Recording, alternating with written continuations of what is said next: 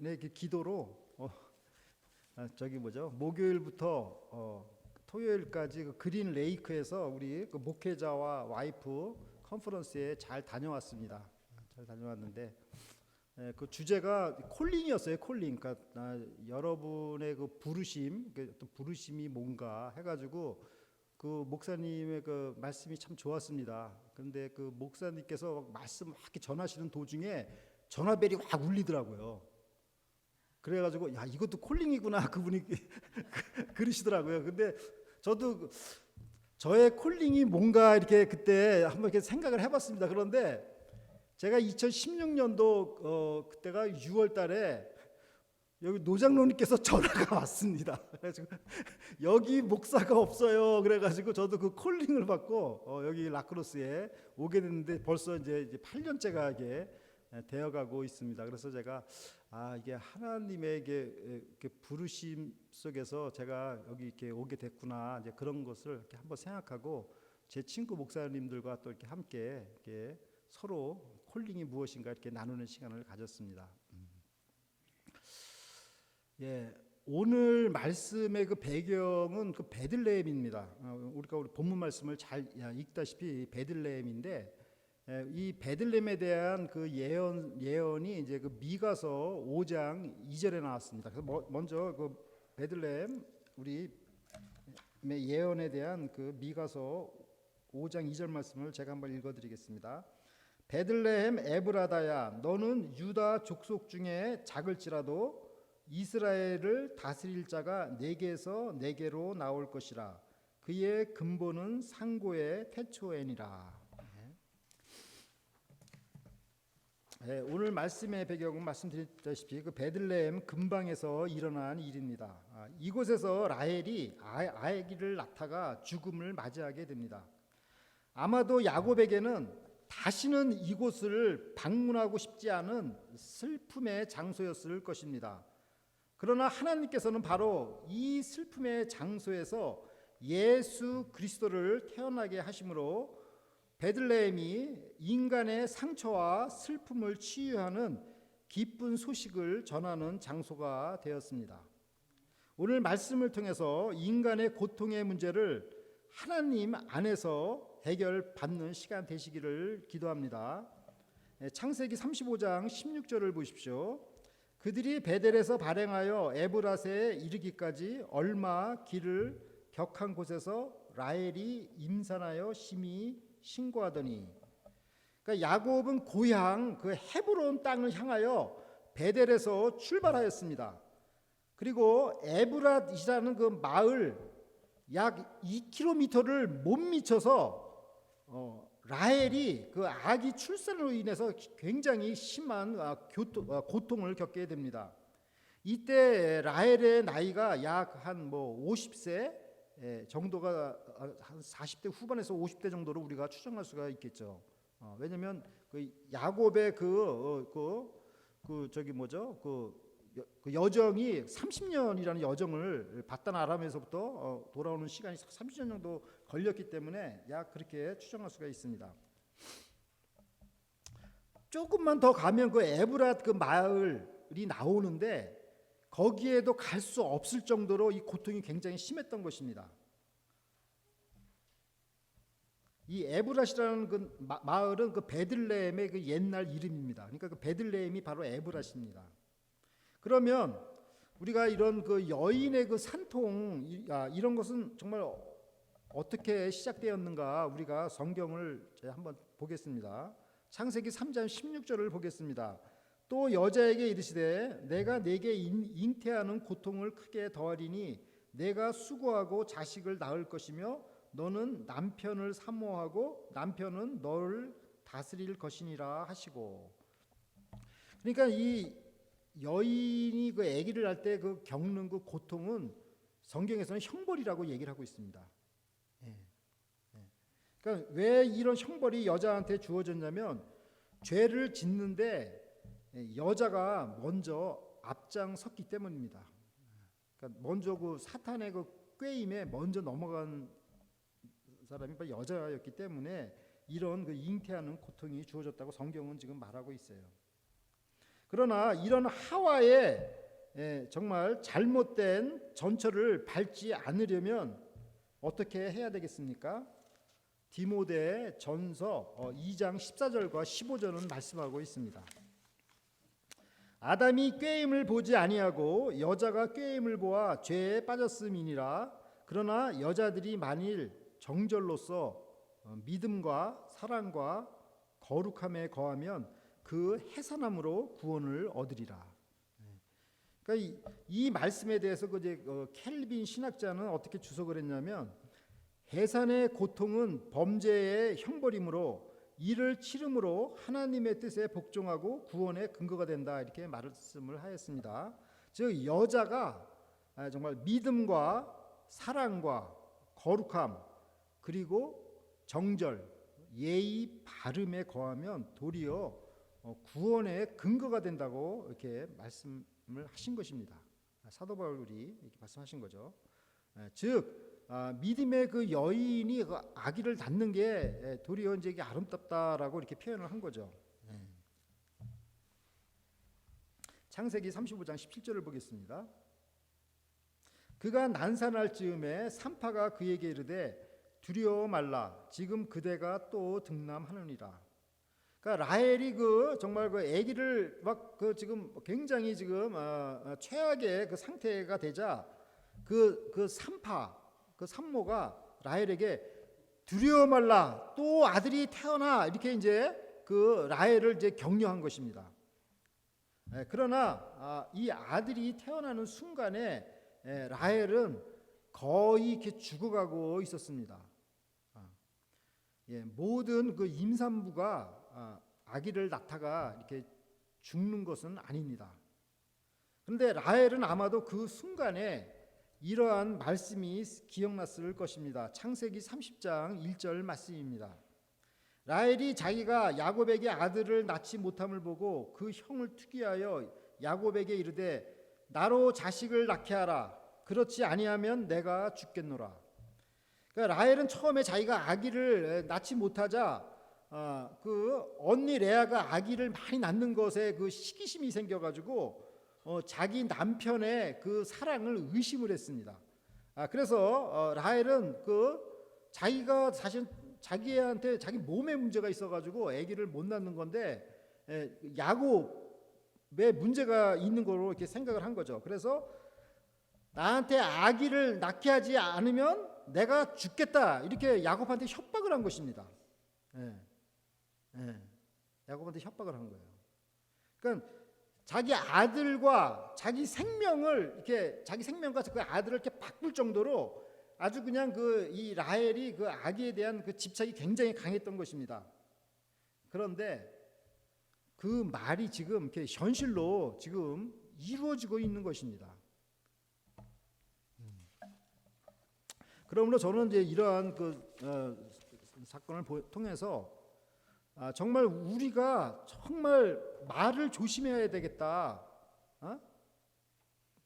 우리는 말을 이렇게 하면은 본인은 잊어먹을 수가 있어요. 그렇지만 그 말을 받고 상처받은 사람은 그걸 퍼뜨립니다.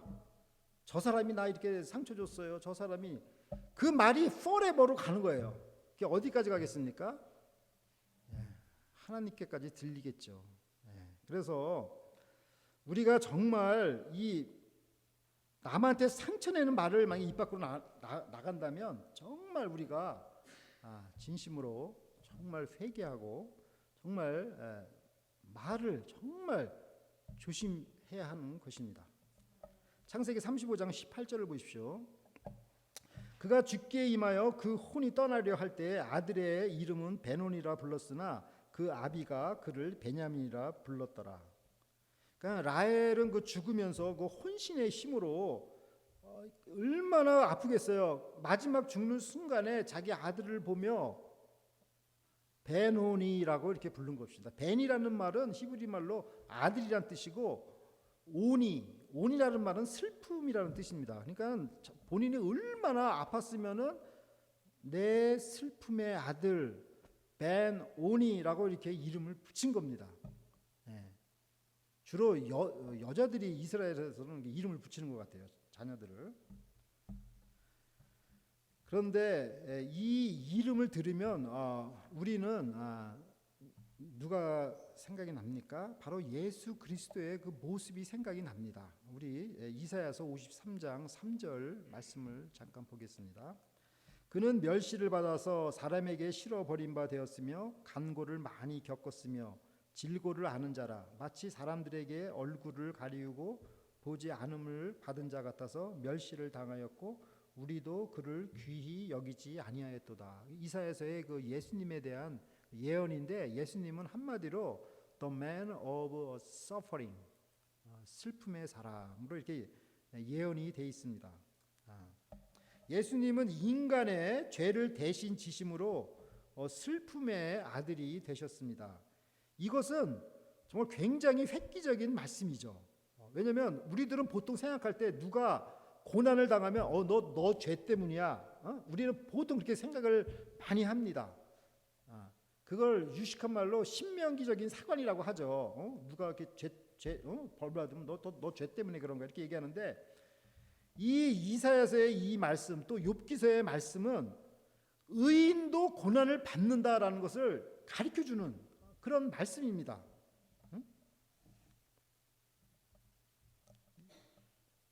야곱은 그 이름을 벤 야민, 벤은 아까 말씀했죠, 아들이라는 뜻이고 야민은 우편에 있는 사람이라는 뜻이죠. 그러니까 벤 야민으로 이렇게 바꾸어서 불렀어요. 그 아기 이름을. 그 뜻은 내 오른손의 아들. 또 다른 또 번역은 내 행복의 아들이라는 뜻으로 바꿔서 불렀습니다. 야곱은 이 아들을 통해서 더 이상 고통받아서 죽은 그 아내의 모습을 머리에 떠올리는 것보다는 영원히 사랑하는 그 아내의 모습으로 아들을 기억하고 싶었을 것입니다. 그리고 야곱은 평생 그 베냐민을 자기 곁에 두고 살았습니다. 창세기 35장 19절을 보십시오. 라헬이 죽음에 에브랏 곧 베들레헴 길에 장사되었고, 라헬은 야곱으로부터 사랑을 많이 받은 여인입니다. 여인은 그것으로 족한 것입니다.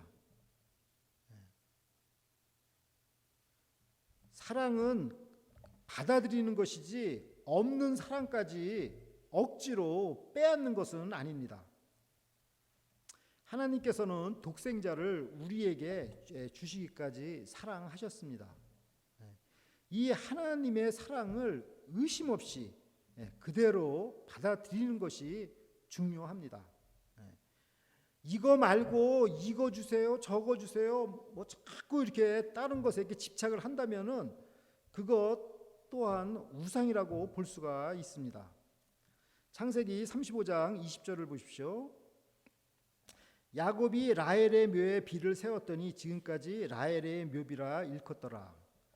야곱은 라헬의 묘에 비석을 세웠습니다. 후대 사람들은 이 라헬을 어떻게 평가하였을까요? 룻기 4장 11절 말씀입니다. 성문에 있는 모든 백성과 장로들이 가로되 우리가 증인이 되노니 여호와께서 내 집에 들어가는 여인으로 이스라엘 집을 세운 라헬 레아 두 사람과 같게 하시고 너로 에브랏에서 유력하고 베들레헴에서 유명케 하시기를 원하며. 그래서 이스라엘 백성들은 라헬 하면 이스라엘의 집을 세운 여인 이렇게 존경을 하였습니다. 그러니까 좋게 기억을 한 거죠, 라헬에 대해서. 그러나 우리가 이제 라헬을 우리가 면밀히 살펴보면 어떤 여인이었어요? 막 자기 언니 레아와 아주 지나친 경쟁심과 막 시기심으로 막 남편한테 뭐 아기를 낳게 안 하면 나는 뭐 죽겠다 뭐 이런 여인을 우리가 다 봤잖아요, 그죠? 그리고 또 자기 아버지 라반의 그 드랍에 있는 그 우상 그것까지 훔쳐가지고 또 달아난 그런 여인이었죠. 그런데 이 라헬이 잘한 점은 무엇입니까? 자기 가족에 이렇게 충성을 다했습니다. 아기를 낳지 못하는 상태에서도 자기의 생명과 정말 바꾸는 한이 있더라도 그 아들을 이렇게 낳고자 하여서 요셉과 베냐민을 낳아서 이스라엘의 12지파의 그 집을 세운 것입니다. 우리는 이러한 이제 사실을 보면서 우리는 남의 단점보다는 남의 장점만을 기억해야 될 것입니다. 특히 고인에 대해서는 더욱 그리합니다. 우리 단점 없는 사람은 없을 것입니다. 이 사람이 장점은 요거고 단점은 요거고 다 있지만 우리가 정말 기억할 것은 남의 정말 장점만을 봐야 되는 것입니다. 아멘. 이렇게 남의 장점을 좀 봅시다. 옆에 있는 분하고 한번 얘기 좀 저기 합시다. 남의 장점을 봅시다. 저 보지 말고 남의 장점을 봅시다. 우리 남의 좀 장점만 보고 우리가 좀 삽시다. 저는 오늘 아침에 이렇게 설교 말씀 막 그냥 정신없이 정리하는데 저희 집사람이 그냥 이렇게 밥상을 탁 차려주길래 진짜 누가 이걸 이렇게 차려주겠나, 진짜 너무 그냥 장점만 보이더라고요. 아무튼 우리가 정말 단점 보지 말고 장점만 우리가 보기를 바랍니다. 창세기 35장 21절을 보십시오. 이스라엘이 다시 발행하여 에델 망대를 지나 장막을 쳤더라. 여기서 이제 성경 기자가 그 야곱이라고 이제 부르질 않고 그 이스라엘이라고 부르고 있습니다. 이스라엘 moved on again 이렇게 나오죠. 왜 이렇게 이스라엘이라고 했을까요? 계속 야곱 나가다가 갑자기 이스라엘이라고 나왔어요. 그러니까 이제 야곱은 더 이상 옛사람 그 야곱이 아닌 성숙한 믿음에 거듭난 사람이라는 것을 우리가 알 수가 있는 것입니다. 야곱은 슬픔에 머무르지 않고 고향 헤브론을 향해 한 발자국 한 발자국 앞으로 전진하였습니다. 누구도 원망하지 않고 정말 자기가 가야 할 길을 간 것입니다. 베들레헴을 지나고 또 에델 망대를 지나서 장막을 쳤습니다. 저 그림이 나온 게 에델 망대인데, 저 에델 망대에 그 목자들이 이렇게 잠을 자는 곳이죠. 양떼들을 이렇게 지키면서. 이 에델 망대는 위치가 어디에 있냐면 그 예루살렘 성전 근방에 있습니다. 성전에 그 희생제물로 그 쓰일 그 양들을 키우는 곳입니다.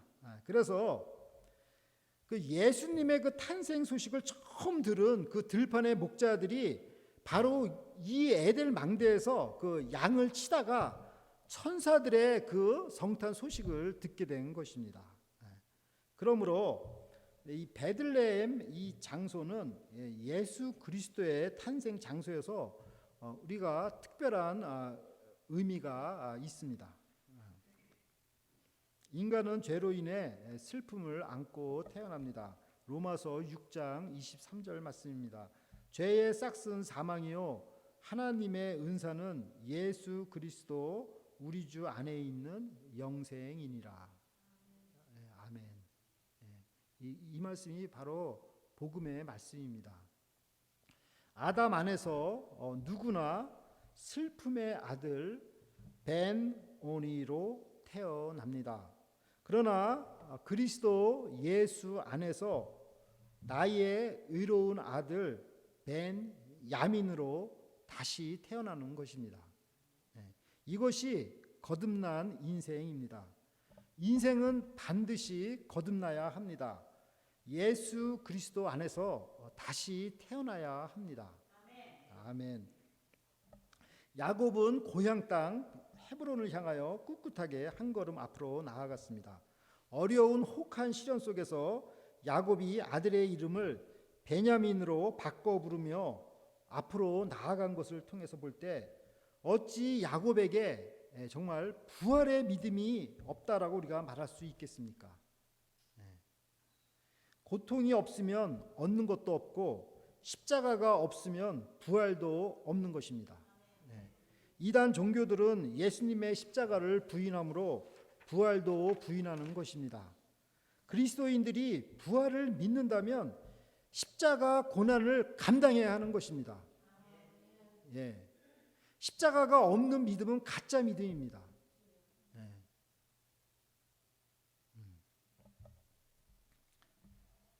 오늘 말씀을 우리가 세 가지 키워드로 우리가 살펴보겠습니다. P로, 이니셜 P로 살펴보겠습니다. 페인, 고통, 파지티브, 적극적인 마음 자세, path, 길, 이렇게 보겠습니다. 첫째, 고통입니다. 인간의 그 고통은 아담의 원죄로 왔습니다. 그러나 예수 그리스도께서 이 죄를 십자가에서 대속하심으로 우리를 영원한 형벌에서 구원하셨습니다. 이것이 바로 복음입니다. 둘째, 파지티브. 우리 인생에 정말 많은 어려움이 닥쳐옵니다. 그러나 우리가 적극적인 마음 자세를 가지면 그 어려움을 가볍게 할 수가 있습니다. 야곱은 그 슬픔의 아들을 나의 오른손의 아들로 바꿔서 불렀습니다. 인마 너 때문에 인마 네 엄마가 죽었어 뭐 이렇게 하는 게 아니라, 너 때문에 내 인생 망쳤어 이게 아니라, 너는 나의 우편의 아들이야. 너는 나의 우편의 딸이야. 너는 내 행복의 아들이야. 이렇게 하면 축복을 한 것입니다. 이런 긍정적인 자세가 필요한 것입니다. 당신 때문에 내 인생 망쳤어가 아니라, 당신 때문에 내가 정말 정신 차리고 하나님께 기도하게 되고 내가 정말 올바로 살고 있어요 라면서 우리가 감사를 해야 되는 것입니다. 아멘. 우리 케이자수 권사님만 아멘 하신 것 같아요. 아멘. 예, 정말 우리가 정말 적극적인 자세로 너 때문에 내가 행복해. 우리 자녀들한테도 너 때문에 내가 행복해. 정말 이렇게 말할 수 있어야 됩니다. 자, 세 번째 패스, 길. 야곱의 목적지는 본향 헤브론입니다. 그 길을 가는 동안 많은 어려움이 나타날 것입니다. 우리가 하늘나라 본향을 향해 갈 때도 또한 많은 어려움을 겪게 될 것입니다. 그러나 그때 우리가 정말 좌절하기 쉬운데, 그렇다 할지라도 우리가 가는 그 목적지 방향은 결코 바뀌어서는 되지 않습니다. 사랑하는 라크로스 세수만교회 성도 여러분, 야곱은 그의 가장 사랑하는 아내 라헬을 베들레헴 길에서 잃고 소중한 자식 베냐민을 얻었습니다. 그는 라헬의 묘비를 세우고 고향 헤브론을 향해 에델 망대를 지나 장막을 쳤습니다. 야곱에게는 베들레헴이 슬픔의 장소로 기억될 것이지만, 하나님께서는 베들레헴에 그리스도가 탄생케 하심으로 상처받은 그곳에서 슬픔을 치유해 주십니다. 무시받던 거짓 소경이 영육간에 눈이 뜨게 됩니다. 약함이 강하게 되는 것입니다. 상처받은 부위가 예수 그리스도로 인해 치료가 되는 것입니다. 라헬은 산모의 위로가 힘이 되지 못하였습니다. 산모가 두려워하지 마, 또 아들이 나와 이렇게 위로를 했지만 그게 힘이 되지 못하고 이 세상을 떠났습니다. 누가 우리의 진정한 위로자가 될 수 있습니까? 고린도 후서 1장 9절 말씀입니다. 우리 마음에 사형 선고를 받은 줄 알았으니 이는 우리로 자기를 의뢰하지 말고 오직 죽은 자를 다시 살리시는 하나님만 의뢰하게 하심이라. 부활의 하나님만이 우리의 진정한 위로자가 되십니다. 하나님께서는 독생자를 주시기까지 우리를 사랑하고 예수님의 부활로 우리를 위로하십니다. 이것으로 족한 것입니다. 그러므로 하나님은 우리를 향해 너는 더 이상 슬픔의 아들이 아니라 이제는 나의 오른편의 아들 베냐민이야 라고 이렇게 부르십니다. 이 하나님의 소망과 사랑을 받으시며 살아가시는 우리 성도 여러분들이 되시기를 간절히 기도드립니다. 다 함께 기도드리겠습니다. 베논이 슬픔의 아들을 베냐민 나의 오른편의 아들로 여겨주시는 위로의 하나님 아버지, 우리는 죄로 인해 죽을 수밖에 없습니다만 예수 그리스도를 통해 말씀으로 우리의 상처를 치유해 주시는 주님께 감사를 드립니다. 그리스도 안에서 우리가 오른편의 아들이 됨을 믿고 감사를 드립니다. 주님의 사랑을 의심하지 않고 그 사랑을 그대로 받아들이는 복된 삶을 살도록 인도하여 주시옵소서. 이 험한 세상에서 어떤 풍파가 일어난다 하여도 두려워하지 말고 오직 위로의 하나님 한 분만을 의지하도록 도와주시옵소서. 야곱처럼 꿋꿋하게 천국 가는 길을 걸어가도록 도와주시고 부정적인 생각보다 긍정적인 마음으로 충만하게 살아가도록 도와주시옵소서. 감사드리며 예수님의 이름으로 기도드립니다. 아멘.